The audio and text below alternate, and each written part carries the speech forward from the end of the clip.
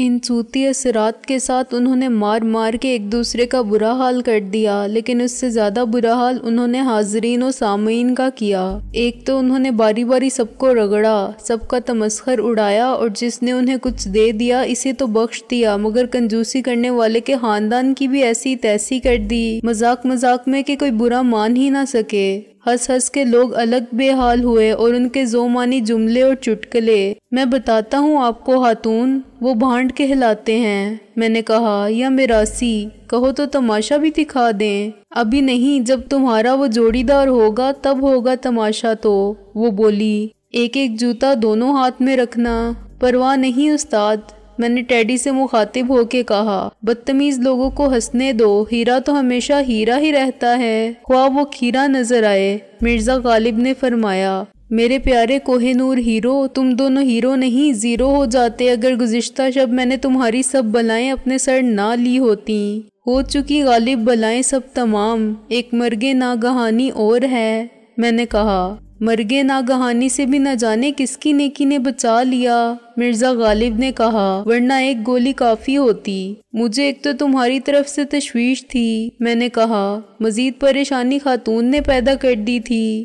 رابعہ نے تو بہت جلد میری گلو خلاصی کروا دی۔ غالب بولا، وہاں سب اس فکر میں تھے کہ مجھے کسی نہ کسی طرح اس چکر میں ڈال دیں۔ میں اپنی بات پر اڑا رہا اور انہیں دھمکی بھی دے دی کہ صبح تک اخبار کا مالک اور مدیر زمین آسمان ایک کر دیں گے، حالانکہ ان کو خبر نہیں تھی کہ میں کہاں ہوں اور کس حال میں ہوں۔ وہ آدھی رات کے بعد اخبار پریس میں بھیج کر گھر جا چکے تھے، انہیں معلوم ہوتا بھی تو شام کو۔ رابعہ کے آتے ہی پولیس والوں کو پریشانی ہونے لگی، حالانکہ اس سے پہلے ایک انسپیکٹر بڑی خباثت دکھا رہا تھا کہ کیا اخبار رپورٹر قتل نہیں کر سکتے۔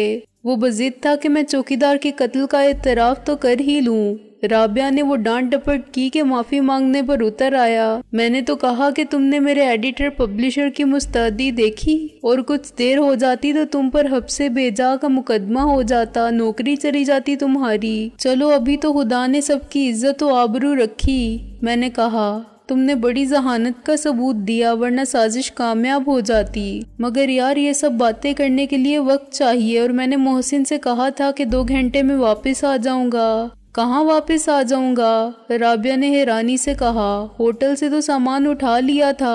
وہ بھی کوئی ہوٹل تھا؟ میں نے کہا، ہم اب دوسرے 5 سٹار بلکہ 6 سٹار ہوٹل میں ہیں۔ خواجہ نیک محمد، میں، رابعہ اور غالب باہر نکلتے ہیں، تم سامان اٹھاؤ۔ اور یہ کیا مصیبت ہے؟ ٹیڈی نے خفگی سے کہا، ابھی 2-3 گھنٹے پہلے 2 کمرے لیے تھے امیر خان کبیر خان کے نام سے۔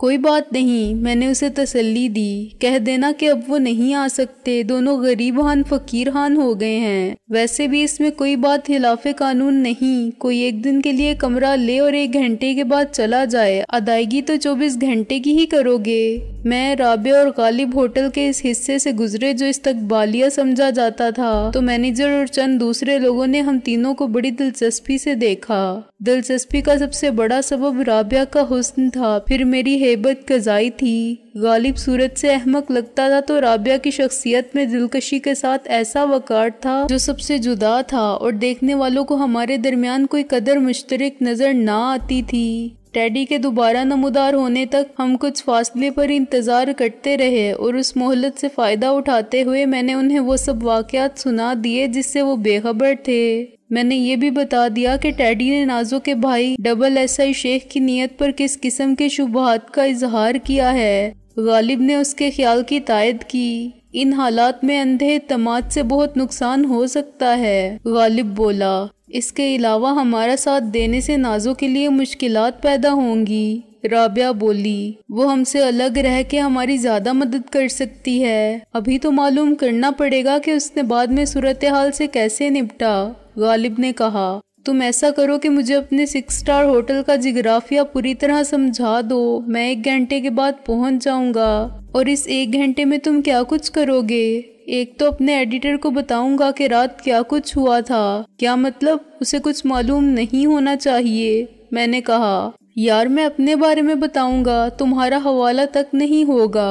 غالب نے برا مان کے کہا، مانا کہ صورت سے چوغر نظر آتا ہوں لیکن اتنا عقل سے پیدل نہیں ہوں۔ اس کو یہی بتاؤں گا کہ مجھے ٹیلی فون پر کسی نے اطلاع دی تھی کہ چودھری دلاور کی کوٹھی میں قتل ہو گیا ہے اور میں تصدیق کے لیے گیا تھا تو پھنس گیا تھا۔ ایڈیٹر کو معلوم تو ہونا چاہیے نا، وہ کہے گا کہ تم کو کتنا عرصہ ہو گیا رپورٹنگ کرتے ہوئے، اتنا نہیں سمجھتے کہ ہر گمنام فون پر دوڑ جانا کوئی عقل کی بات نہیں۔ اکثر لڑکے شرارت کرتے ہیں لیکن جانا ہی تھا تو بتا کر جاتے۔ پھر مجھے یہ پتا چلانا ہے کہ چودھری دلاور کے گھر سے اٹھائی جانے والی الف دین کی اور اس چوکیدار کی لاشوں کے سلسلے میں پولیس نے کیا رپورٹ لکھی ہے، اور آخری بات یہ کہ مجھے اس شخص کے بارے میں معلوم کرنا ہے جسے تم نازوں کے رحم و کرم پر چھوڑ آئے تھے۔ اگر وہ ٹوٹنے پھوٹنے کے باوجود زندہ بچا ہوگا تو اسے پولیس لے گئی ہوگی۔ میں نے کہا تم اس کے بارے میں یہ ضرور معلوم کرنا کہ اپنے بیان میں اس نے کیا کہا ہے، میرے متعلق کچھ بتایا ہے یا نہیں۔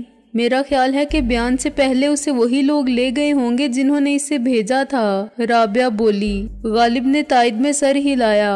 اور اس نے وفات پانے سے پہلے تمہارا نقشہ اپنے الفاظ سے کھینچ دیا ہوگا۔ خیر آگے آگے دیکھیے ہوتا ہے کیا۔ مرزا جی، میں نے کہا، تمہارا یار موسیٰ بھائی تو کوئی گڑبڑ نہیں کرے گا؟ غالب ہنسا۔ اس میں اتنی ہمت نہیں، اپنی جان کا دشمن کوئی نہیں ہوتا۔ تم نے اس سے کچھ قرض وصول کرنے کی بات کی تھی اور اس نے بعد میں کہا تھا کہ حساب برابر ہو گیا۔ میں نے کہا ہاں یارو، اس کا حساب بھی بہت پرانا تھا۔ غالب نے سوچ کر کہا اس نے موقع سے فائدہ اٹھا لیا، یہ بہت پہلے کی بات ہے۔ اس کا ایک چھوٹا بھائی تھا جو بہت اچھا فوٹوگرافر تھا، لیکن اس نے اپنے پیشے سے غلط فائدہ اٹھایا۔ اس کا چھوٹا سا اسٹوڈیو تھا جو دیکھتے ہی دیکھتے بہت بڑھ گیا۔ جیسا کہ میں نے سنا تھا وہ کچھ بلیک میلنگ کرتا تھا۔ غالب نے تذبذب کے ساتھ رابعہ کی طرف دیکھا جیسے وہ کھل کر بات کرتے ہوئے جھجک رہا ہو۔ مرزا جی، یہ خاتون بڑی نامور وکیل ہیں، بلکہ رہی ہیں۔ میں نے کہا ہر طرح کے مقدمات میں ان کی شہرت تھی، اور ڈاکٹر کے علاوہ صرف وکیل کا پیشہ ایسا ہے جس میں کوئی بھی حقائق کو چھپاتا نہیں۔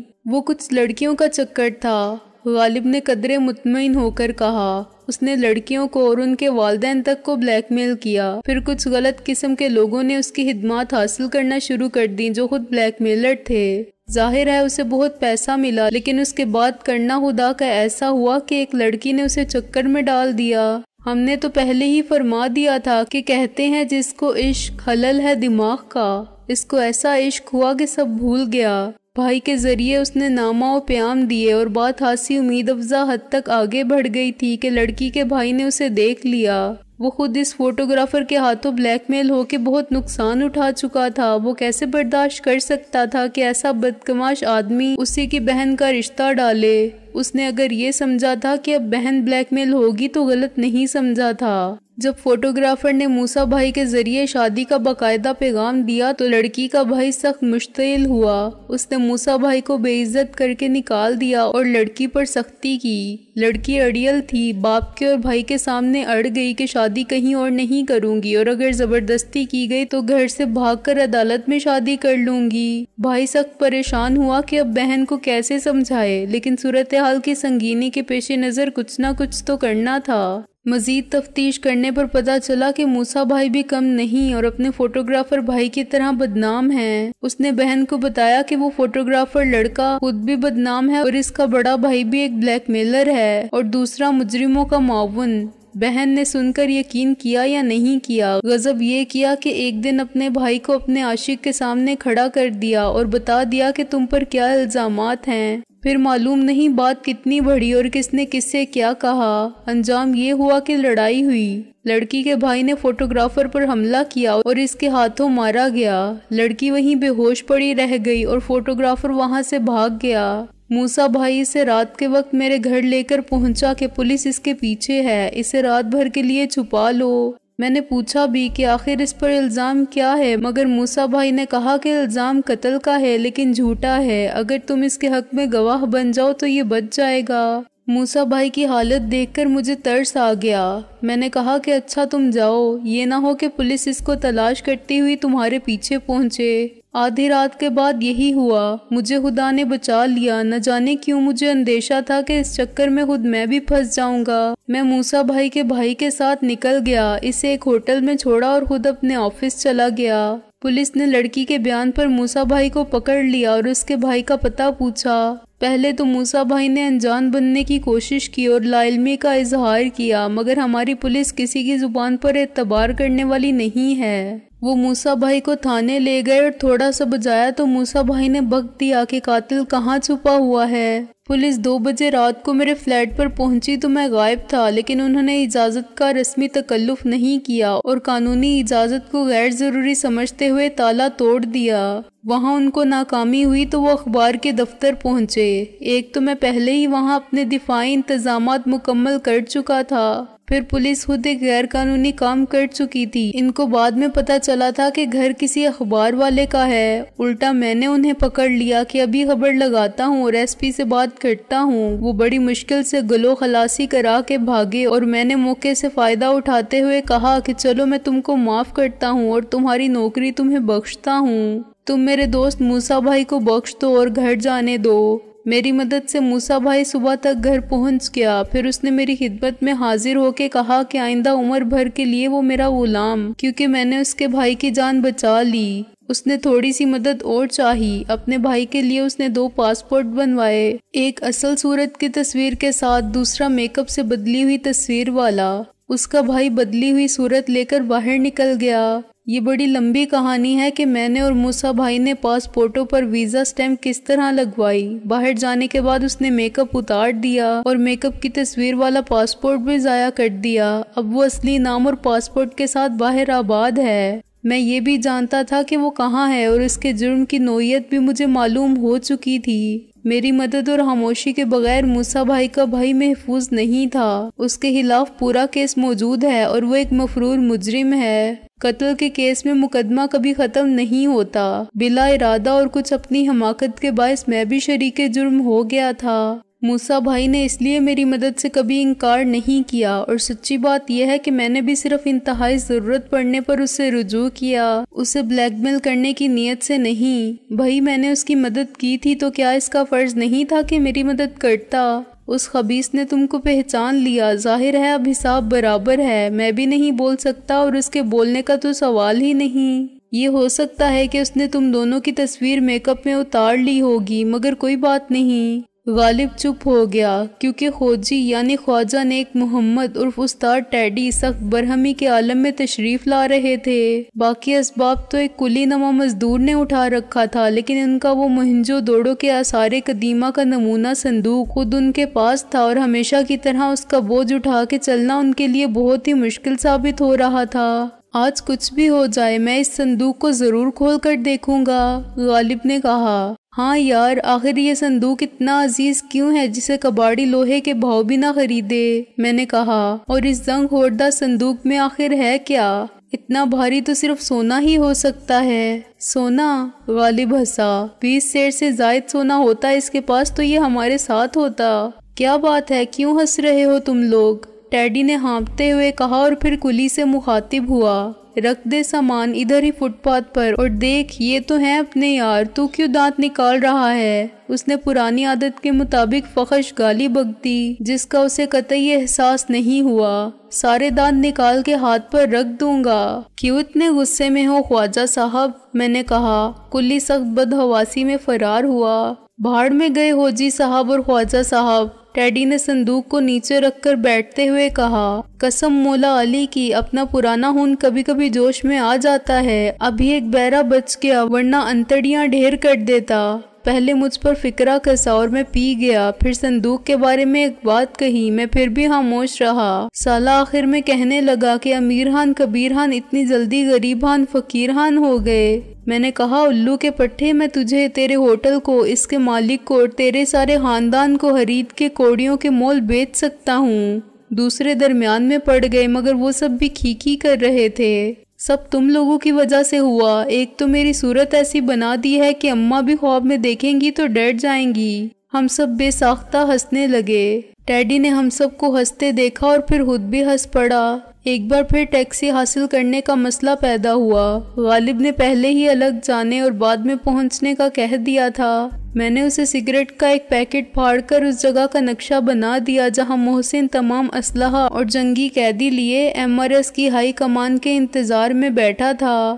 اس نے یقین کامل کے ساتھ کہا کہ وہ ہمارے 6 اسٹار ہوٹل کو تلاش کر لے گا۔ جانے سے پہلے اس نے ہمارے لیے ٹیکسی کے حصول کا مسئلہ حل کیا، کیونکہ شریفانہ درخواست پر کوئی ٹیکسی والا ایسے ویران علاقے میں جانے کو تیار نہ تھا جہاں سے اس کو واپسی کی سواریاں ملنے کی امید نہ ہو۔ غالب نے ایک کانسٹیبل کو اپنا پریس کارڈ دکھا کر ڈانٹا اور کانسٹیبل نے تقریباً ٹیکسی کے سامنے خودکشی کی نیت سے کود کر ایک ڈرائیور کو بیگار میں پکڑا۔ خبردار جو صاحب سے پیسے لیے، کانسٹیبل نے گھرا کے کہا۔ پھر تو آپ بھی بیٹھ جاؤ صاحب، ٹیکسی ڈرائیور نے تن سے کہا، مفت کی سواری ہے۔ نہیں بھائی، ہم موڈ میں نہیں ہیں، غالب نے کہا اور واپس چل پڑا۔ باقی سامان رکھنے سے پہلے ڈرائیور نے غلطی سے ٹیڈی کا صندوق اٹھانا چاہا جو اس کی توقع سے کہیں زیادہ بھاری تھا، چنانچہ ہاتھ سے چھوٹا تو پیر پر گرا۔ جلے بھنے ڈرائیور نے صندوق کو اور اس کے مالک کو گالی دینے پر اکتفا کی۔ ٹیڈی نے اسے ڈانٹا کہ جب دم نہیں ہے تو نازک چیز کو ہاتھ کیوں لگاتے ہو، اور صندوق خود اٹھا کے ڈکی میں رکھ دیا۔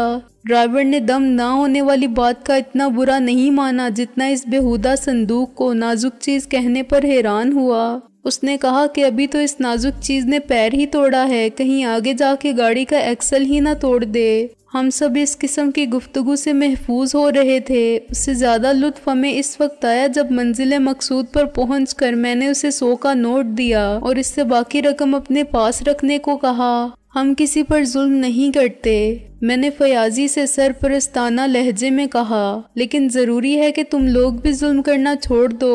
ٹیکسی میں سب ضرورت مند لوگ ہی بیٹھتے ہیں، ٹیڈی نے اسے مشورہ دیا۔ جب ٹیکسی نظر سے اوجھل ہو گئی تو میں نے اشارے سے وہ جگہ بتائی جو ابھی وہاں سے 100 گز دور تھی۔ یہ ہے وہ 6 اسٹار ہوٹل جہاں قیدی کے ساتھ جیلر بھی بند ہے، میں نے کہا۔ سکندر بادشاہ، اتنی دور کیوں روک لیا ٹیکسی کو؟ ٹیڈی نے اپنے بھاری بھرکم صندوق کی طرف دیکھا۔ تو کیا عین دروازے کے آگے روکتے جہاں سے بالکل میرا ہمشکل دوسرا نکل آتا؟ میں نے کہا۔ ٹیکسی والا یاد رکھتا، تم چھوڑو یہ صندوق میں اٹھا لیتا ہوں۔ نہیں نہیں، یہ بات نہیں، ٹیڈی جلدی سے بولا، اسے تو میں اٹھا لوں گا، بس ذرا میرے سر پر رکھوا دو۔ جب میں نے صندوق اٹھوانے کے لیے ہاتھ لگایا تو ایک بار پھر مجھے اس کے غیر معمولی وزن کا احساس ہوا اور میں نے رابعہ کی طرف دیکھ کر آنکھوں ہی آنکھوں میں اس عزم کا اعادہ کیا کہ آج اس صندوق کے راز سے آگاہی حاصل کر کے ہی دم لیں گے۔ دروازے پر پہنچتے پہنچتے ٹیڈی کی حالت غیر ہو گئی، لیکن اس نے صندوق کو گرنے نہیں دیا۔ میں اس کے پیچھے چل رہا تھا اور یہ دیکھ رہا تھا کہ صندوق کے گرد ایک ہی رسی لپٹی ہوئی ہے جو ہم نے ٹیڈی کے گھر سے فرار ہوتے وقت صندوق کو بند رکھنے کے لیے باندھی تھی۔ یہ رسی بھی اب ڈھیلی ہو چکی تھی اور اگر صندوق گر جاتا تو کھل جاتا یا ٹوٹ جاتا۔ اس رسی کے علاوہ مجھے صندوق کو بند رکھنے والی ایک پرانی کنڈی بھی نظر آتی تھی، مگر صندوق گرتا تو یہ کنڈی یقیناً الگ ہو جاتی۔ مجھے تو صندوق کے بارے میں بھی شبہ تھا کہ اتنے وزن کے ساتھ گرا تو اس صندوق کا کیا بنے گا۔ مجھے اچانک شرارت سوجی اور میں نے پیچھے سے ٹانگ آگے بڑھا کے ٹیڈی کی ٹانگ میں اڑا دی۔ وہ پہلے ہی لڑکھڑا رہا تھا، چنانچہ منہ کے بل گرا۔ صندوق اس کے سر سے کافی فاصلے پر آگے گرا۔ میں نے یہ ظاہر کیا کہ میں خود ٹھوکر کھا کے سنبھل نہیں سکا تھا۔ رابعہ نے میری شرارت دیکھی تھی اور مسکرا رہی تھی، مگر مسٹر ٹیڈی سچ مچ یہی سمجھا تھا کہ ہم دونوں کا تصادم ایک حادثہ تھا۔ معاف کرنا یار، میں نے خود اٹھنے کے بعد ٹیڈی کو اٹھایا۔ چوٹ تو نہیں آئی؟ نہیں، وہ لنگڑاتا ہوا اٹھا اور کپڑے جھاڑنے لگا۔ ٹین کا صندوق ایک شیڈ نما عمارت کی دیوار سے ٹکرایا تھا جو میں نے اور محسن نے کچھ دیر پہلے کرائے پر لی تھی۔ آواز پر محسن نے دروازہ کھولا۔ آ گئی بارات، محسن بولا، بڑی دھوم دھام اور دھماکے کے ساتھ آئی ہے، اور کتنی پابندی وقت ہے، میں نے اسے چڑھانے کے لیے کہا۔ میں 2 گھنٹے کا کہہ کر 4 گھنٹے میں لوٹا تھا۔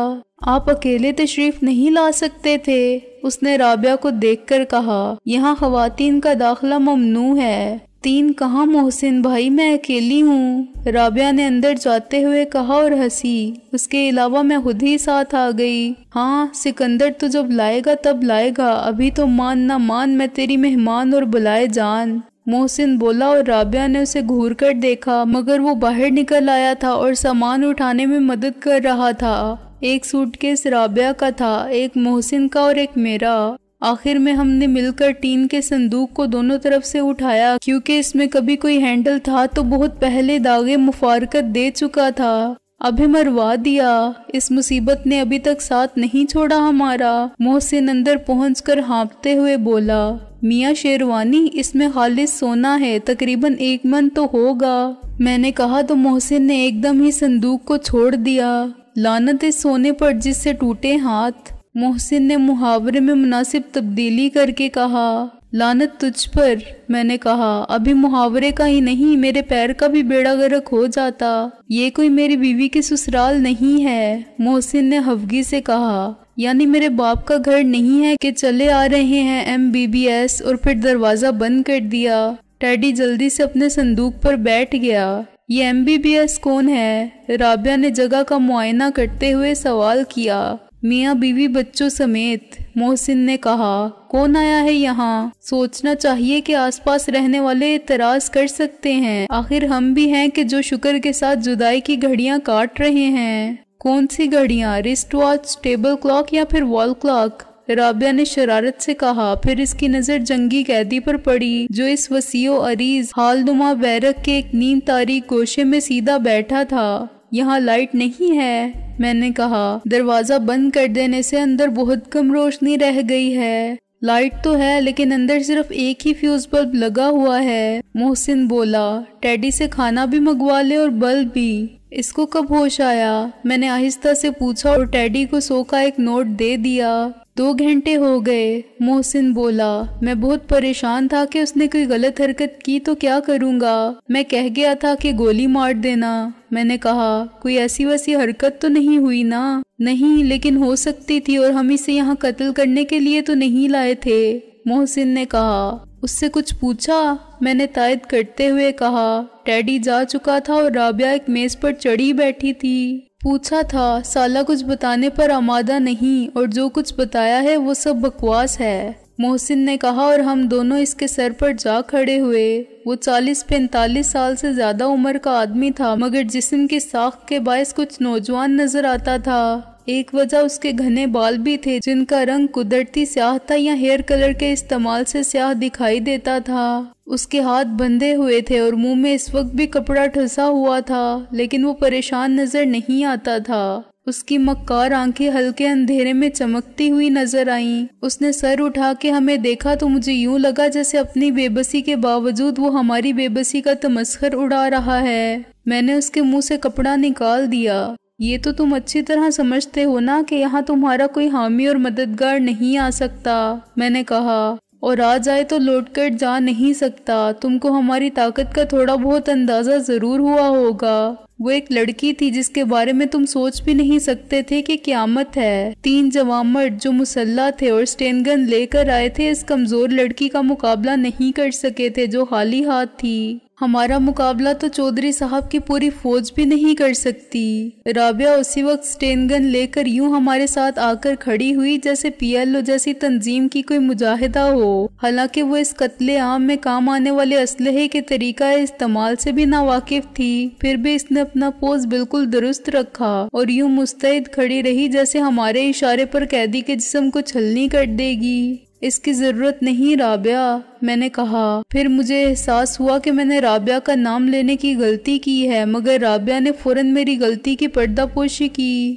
یہ ہر روز نام بدلنے سے کنفیوژن پیدا ہوتا ہے، وہ بولی، جب تک ضرورت نہ پڑے۔ دلاور کی پیا کی ہنسی نے رابعہ کو خاموش کر دیا۔ مجھے معلوم ہے کہ تم رابعہ کاری ایڈوکیٹ ہی ہو، وہ بولا، پھر تو تم سب کے بارے میں صحیح معلومات رکھتے ہوگے۔ میں نے محتاط ہو کے کہا، ہاں، تم میں سے ایک سکندر بخت ہے اور دوسرا اس کا دوست محسن خان شیروانی، وہ بولا۔ کیا اتنا سچ بول کے تم بے وقوفی نہیں کر رہے ہو؟ میں نے کہا، اب یہ کیسے ممکن ہے کہ ہم تمہیں جانے دیں؟ تم تو ہمارے بارے میں ساری خفیہ معلومات کو نشر کر دو گے، سب کو بتا دو گے ہم کہاں ہیں، اور لیکن مجھے معلوم ہے کہ یہاں سے میرے زندہ سلامت نکلنے کا امکان 1% بھی نہیں، وہ بولا۔ یہ تو ٹھیک ہے کہ فوری طور پر تمہاری رہائی ممکن نہیں، لیکن یہ بھی ہو سکتا ہے کہ ہم تمہیں قتل نہ کریں۔ اس کا انحصار تمہارے رویے پر ہے، محسن نے کہا۔ اگر تم تعاون کرو، وہ پھر ہنسنے لگا۔ یہ پولیس والا رویہ اختیار مت کرو۔ میں تم سے کس طرح تعاون کر سکتا ہوں جبکہ میں تمہارا دشمن ہوں؟ اور اگر میں یہ بے وقوفی کروں گا تو کیا وہ مجھے معاف کر دیں گے جو تمہارے دشمن ہیں؟ حقیقت یہ ہے کہ اب میرے لیے زندگی کی امید رکھنا محض خود فریبی ہے۔ خواہ میں تم کو کچھ نہ بھی بتاؤں، چودھری صاحب تو مجھ پر یقین نہیں کریں گے نا؟ وہ بالکل یہی سمجھیں گے کہ میں اپنی جان بچانے کی خاطر ان سے جھوٹ بول رہا ہوں۔ یہ ہو ہی نہیں سکتا کہ ایک ایسا شخص جو دشمن کی قید میں ہو وہ کچھ بتائے بغیر نکل آئے، خصوصاً تم جیسے ہوشیار دشمنوں کا قیدی سب کچھ بتائے بغیر نجات کیسے حاصل کر سکتا ہے؟ ہماری جاہل پولیس اپنی دقیانوسی طریقوں سے سب کچھ اگلوا لیتی ہے، تم ان کے مقابلے میں زیادہ ذہین اور چالاک ہو۔ اس خراج تحسین کا شکریہ، میں نے کہا۔ تم چودھری دلاور کے پیے تھے اور قاضی کے گھر کے چوہے بھی سیانے ہوتے ہیں، پھر تم بے وقوف کیسے ہو سکتے ہو؟ مگر انتخاب تو تمہیں کرنا ہی پڑے گا۔ اس میں کوئی شک نہیں کہ جب تک ہم تم سے ایک ایک بات معلوم نہیں کر لیں گے اور اس کی تصدیق نہیں کر لیں گے، نہ تم کو مرنے دیں گے اور نہ ہی جینے دیں گے۔ تم یقیناً مرنا چاہو گے، مگر یاد رکھو کہ تمہارے لیے یہ بھی آسان نہیں ہوگا۔ وہ پھر ہنسا۔ اس کی ہنسی میں عجیب سی آسیب زدہ ویرانی تھی۔ وہ ہنس نہیں رہا تھا، دغاباز تقدیر کو رو رہا تھا جس نے اس کے اعتماد کو بری طرح شکست دی تھی۔ کیا آسان ہے اور کیا مشکل، یہ سب فضول باتیں ہیں۔ تم اتنے مایوس کیوں ہو؟ میں نے کہا۔ تم زندہ رہنے کی کوشش تو کر سکتے ہو، کوشش کسی امید پر کی جاتی ہے۔ وہ بولا۔ میں کس سے امید رکھوں؟ خدا سے اور کس سے؟ اتنی بڑی دنیا میں تم ایک گوشہ تلاش نہیں کر سکتے جہاں تم چھپ کر رہ سکو؟ تم ہمیں دیکھ رہے ہو ہم کس طرح اس کا مقابلہ کر رہے ہیں، وہ ابھی تک ہم پر ہاتھ نہیں ڈال سکا۔ میں نے کہا۔ ہاتھ تو ڈالا تھا تم پر، لیکن تم اکیلے تھے، جان کی بازی لگا کے نکل گئے۔ وہ بولا۔ میں بھی اکیلا ہوتا تو مجھے کیا برا تھا مرنا، لیکن میرے ساتھ میرے بیوی بچے بھی ہیں، ان سب کے ساتھ نہ میں کہیں گم ہو سکتا ہوں اور نہ ہی میں تمام عمر بھاگتے ہوئے گزار سکتا ہوں۔ پھر تم کیا کرو گے؟ فرض کرو کہ ہم تمہیں ابھی چھوڑ دیں۔ میں نے کہا۔ تم سے کوئی سوال جواب کیے بغیر میں باہر نکلتے ہی خودکشی کر لوں گا۔ وہ بولا۔ صرف یہی ایک صورت ہے میرے بیوی بچوں کے بچنے کی، پھر دلاور کو یقین آ جائے گا کہ میں وفاداری کے امتحان میں ناکام نہیں رہا۔ میں نے جان دے کر ان سے کیے ہوئے عہد کو نبھایا۔ یہ عہد ان سب کو کرنا پڑتا ہے جو چودھری دلاور کے اتنے قریب ہوں کہ ان کا اعتماد حاصل کر لیں۔ انہیں ثابت بھی کرنا پڑتا ہے کہ وقت آنے پر انہوں نے اپنے سینے میں دفن رازوں کو اپنے ساتھ دفن کرنا قبول کیا، پھر اس کو نہ صحیح اس کے لواحقین کو جان نثاری کا صلہ ضرور ملتا ہے، ورنہ وہ غدار کہلاتے ہیں اور ان کے سزا میں بیوی بچے بھی شریک ہوتے ہیں۔ مجھے افسوس ہے کہ تمہارے لیے یہ صورتحال پیدا ہو گئی۔ میں نے کہا۔ لیکن اس کے ذمہ دار تم خود ہو۔ تم نے چودھری دلاور کا ساتھ دینے سے پہلے دونوں امکانات کو ذہن میں رکھا ہوگا۔ اب تک تقدیر نے تمہارا ساتھ دیا اور تم چودھری دلاور کا ساتھ دیتے رہے۔ اندازوں کی غلطی کہو اسے یا مکافات عمل، نوشتہ تقدیر سمجھو یا اپنی شامت اعمال کہ تم نے پوری قوت کے ساتھ ایک بہت چھوٹے سے مورچے کو سر کرنا چاہا مگر تمہیں شکست دوچار ہونا پڑا۔ ہم تمہاری کوئی مدد نہیں کر سکتے اور تمہارے بیوی بچوں کا بھی خدا نگہبان ہے، لیکن تمہاری جگہ میں ہوتا تو مرنے سے پہلے یہ موقع غنیمت جانتا۔ میں کوشش کرتا کہ اپنے بارے گناہ کو جس حد تک کم کر سکوں کر لوں۔ یہ تم بھی کر سکتے ہو۔ تم نے اب تک دلاور کے انعام و اکرام اور دنیاوی نعمتوں کو ترجیح دی، لیکن وقت نے آج تمہیں اس مقام پر پہنچا دیا کہ جہاں سے تم اپنی دنیاوی زندگی کے اعمال کو بھی دیکھ سکتے ہو اور یہ بھی اندازہ کر سکتے ہو کہ تمہاری عاقبت کیا ہوگی۔ تم اچھی طرح سمجھتے ہو کہ چودھری دلاور جو کچھ بھی کر رہا ہے اور کرتا رہا ہے وہ خلاف قانون تھا، گناہ کبیرہ سے کم ہرگز نہ تھا، اور اس کی معاشرے میں جو کچھ بھی حیثیت ہو، حقیقت یہ ہے کہ وہ معاشرے کا بھی مجرم ہے اور ملک کا بھی۔ تم اس کے ساتھ تھے، چنانچہ شریک جرم کی حیثیت سے تمہاری پوزیشن بھی مختلف نہیں۔ دلاور کبھی نہ کبھی دنیا کے قانون کی گرفت میں ضرور آئے گا اور ہماری کوشش بھی یہی ہے کہ اسے وہ سزا ضرور ملے جس کا وہ دنیا میں مستحق ہے۔ اس نے کتنے لوگوں کی زندگی کو اپنی ناجائز خواہشات پر قربان کیا، کتنے گھر اجاڑے، کتنے بچوں کو یتیم کیا اور کتنی عورتوں کو بیوہ کیا، مال حرام سے کیا گناہ کیے، یہ سب تم جانتے ہو۔ لیکن اب قدرت نے تمہیں دنیا کی ذلت و رسوائی اور زمین کے قانون کے تحت ملنے والی سزا سے خود بچانے کا موقع فراہم کیا ہے، یا یوں سمجھ لو کہ تم مجبور ہو گئے ہو۔ اگر میں کہوں کہ اس وقت بھی تم صحیح سمت میں ایک قدم اٹھا سکتے ہو، وہ کر سکتے ہو جو تم کو کرنا چاہیے، لیکن تم نے نہیں کیا تھا۔ اب بھی میں کیا کر سکتا ہوں؟ وہ ایک دم ہنسا۔ تم کیا چاہتے ہو آخر؟ تم کو یقیناً معلوم ہوگا کہ چودھری دلاور کیا کرتا ہے۔ ہاں، وہ ناجائز اسلحہ فروخت کرتا ہے، اسمگل بھی کرتا ہے۔ وہ بے نیازی سے بولا، بناتا بھی ہے۔ میں نے اور محسن نے ایک دوسرے کی طرف دیکھا۔ ہمارا اندازہ غلط نہیں تھا۔ اسلحہ وہ آخر کہاں سے منگواتا ہے؟ دنیا میں جہاں سے بھی سستا ملے۔ اور کسے فروخت کرتا ہے؟ محسن خان شیروانی نے سوال کیا۔ ظاہر ہے زیادہ سے زیادہ قیمت دینے والے کو۔ وہ بولا، آج کل مشرقی پاکستان بھیج رہا ہے۔ اس سنسنی خیز انکشاف نے مجھے اور محسن کو ذرا سی دیر کے لیے مفلوج کر دیا۔ کیا سرائی تو ہم نے بھی کی تھی، مگر اب شک و شبے کی کوئی بات نہ رہی تھی۔ دلاور صرف ہمارا ہی نہیں، اس سرزمین کا بھی دشمن تھا۔ وہ غدار تھا جسے موت کے بعد اس زمین میں گاڑنا بھی اس مٹی کی رسوائی ہوتا ہے۔ یہ مادر وطن کی آبرو کو نیلام کرنے والا فرزند تھا، جس کو دنیاوی مال و متاع کی ہوس نے بے ضمیر کر دیا تھا۔ میں بھول گیا کہ وہ میرے باپ کا قاتل تھا اور اس نے مجھے میرے حق سے محروم کر رکھا تھا۔ وہ تو اس ملک کی خاطر قربانی دینے والے لاکھوں افراد کی امید کا اور امنگوں کا قاتل تھا۔ وہ شہیدوں کے اس خون کا سوداگر تھا جو اس ملک کو حاصل کرنے والوں نے راہ طلب میں نظر کر کے ان لاکھوں جگرے فگار انسانوں کے رشتوں کی آبرو کا جو اس ملک کو حاصل کرنے والوں نے راہ طلب میں نظر کی۔ وہ ان لاکھوں جگر فگار انسانوں کے رشتوں کی آبرو کا تاجر تھا، جن کے پیارے منزل مراد تک پہنچنے سے قبل ہی جان دے کر سرخرو ہوئے۔ میرا ایک گھر یا رابعہ کا ایک گھر کیا تھا؟ ایسے ہزاروں گھر جس مقصد کے لیے جل کر خاک ہوئے۔ وہ اسی مقصد کو بیچ رہا تھا، اسی شاخ کو کاٹ رہا تھا جس پر کاٹ دانے آزار کے ساتھ مسافت کی ناقابل بیان صعوبت اٹھا کے بسیرا کرنے والے فکر آشیاں بندی کر رہے تھے۔ انہی بنیادوں کا سودا کر رہا تھا جن پر ایک اللہ اور ایک رسول کے نام لیوا اور اپنے لیے ایک جنت راضی بنانے کی جدوجہد کر رہے تھے۔ اشتعال کی ایک لہر نے مجھے مغلوب کر لیا اور میں نے دلاور کے پیے کو پے در پہ لاتے اور ٹھوکریں ماریں۔ اوہ تم ضمیر فروش شیطان، تم یہ سب کچھ جانتے ہوئے بھی اس کے ناپاک ہاتھوں سے کاغذ کے نوٹوں کی گڈیاں لیتے رہے، اس غدار وطن کے وفادار رہنے پر فخر کرتے رہے، اسی زمین سے اگا ہوا اناج کھاتے رہے اور اسی کو دشمنوں کے ہاتھ بیچتے رہے۔ اب امان کس سے چاہتے ہو؟ کیوں امید رکھتے ہو کہ تمہارے مال حرام سے پلنے والے پلوں کو یہ زمین پناہ دے؟ میں نے وحشت میں اس کو قتل کر دیا ہوتا، مگر محسن نے مجھے روک لیا۔ ہوش میں آ سکندر، محسن نے کہا، یہ اکیلا نہیں، ایسے غدار اور بھی ہیں، ہم صرف اسے مار کے سب کو ختم نہیں کر سکتے۔ یہ ایک چھوٹا سا مہرہ ہے، نہ جانے کتنے سانپ اور اژدہے ابھی باقی ہیں۔